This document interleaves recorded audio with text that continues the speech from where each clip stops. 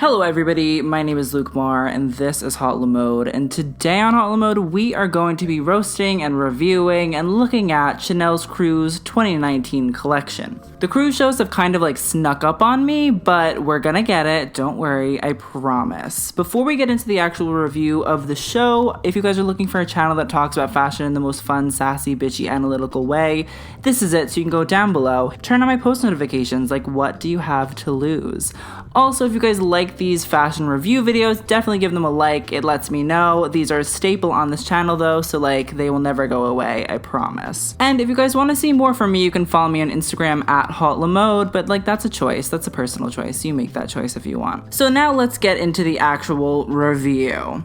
So cruise season has begun, and it's coming in hot. And starting us off this year is Chanel, one of the brands that started the whole cruise craziness in order to treat their VIP customers to something a bit more special. But for Chanel, nowhere was more desirable than France, and for a second year in a row, Karl Lagerfeld recognized that France's tourism took a hit after terrorist attacks in 2015 and 2016. Karl decided that he would help bring more tourism to the region by using fashion shows. That's him doing his little part. Claps for Karl. The collection that we're going to be talking about was named Pausa, and so was the massive cruise ship in the center of the Grand Palais. The nautical theme seemed to be present throughout the collection, and was quite similar to the Metier d'Art 2018 collection in terms of themes. And considering this is the third Chanel collection I've reviewed in the past 5 months, they all seem to blend together at this point. The Titanic-looking ship in the center of the Grand Palais was quickly addressed by the press, and Chanel's PR. After the fall 2018 show was called out for being wasteful for transplanting trees and leaves to the Grand Palais, Chanel has said that instead of being labeled unfairly as frivolous, the ship will remain erect for 3 days so that the collection can be seen by not only the press, clients, and celebrities, but also the families of the employees of Chanel and fashion students. This, in Chanel's eyes, makes them so sustainable. Fashion brands have a really weird sense of self. As I said earlier, some younger viewers will see the boat as a nod to the Titanic, but Karl actually looked towards the 1973 Italian movie Amarcord for inspiration. The boat was named La Pausa, as I said earlier, in reference to Coco Chanel's villa in the south of France, while the collection remembered its roots as being one of the first brands to design for the wealthy summertime escapades. Before we get into the clothes, I think it's important to recognize the marketing device of a consuming set, such as the ones used for most Chanel shows. They're cheap and tacky and hide the lack of thoughtful design, in my opinion. I'm not saying Karl is not one of the greatest designers of all time, because he essentially created the fashion system as we currently know it, but the man is old and spread far too thin. 3 collections in 5 months is a lot, and that's only Chanel, not including Fendi or his own label. And in every collection we see the frivolity and privilege of unchecked or unopposed design. It's old, it's gaudy, it's out of touch, and Vogue can say all it likes that clients love the collection, but accessories and branded items make the money in this business. Essentially, what I'm really trying to get at is, these collections seem careless, because no one, not even Kaiser Karl himself, can design at the rate he says he does. When you work too much and rush, this is the end result. And the beautiful, albeit debatable, sets and advertising dollars should not be the reason people look to your brand. Now, let's get into the clothing though. The first 3 looks were fine. They weren't dazzling, but they were nice Chanel sweaters and striped pants.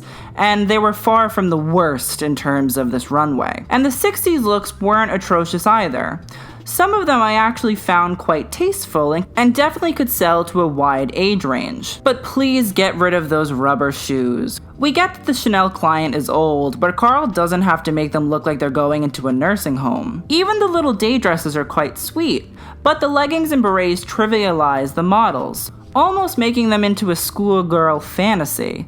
It's weird. The Chanel woman should be sharp, elegant, mature, and not patronized by her expensive as fuck clothes. There were a few two-piece looks that if you looked too quickly, you'd never know that they had been cut in two at the waist. And a few pieces also used what looked like fishing netting as a way to bring attention to the waist and created a simple and clean silhouette. Then some sailor pants looks break the positive streak, and even Miss Bella Hadid couldn't sell them to me.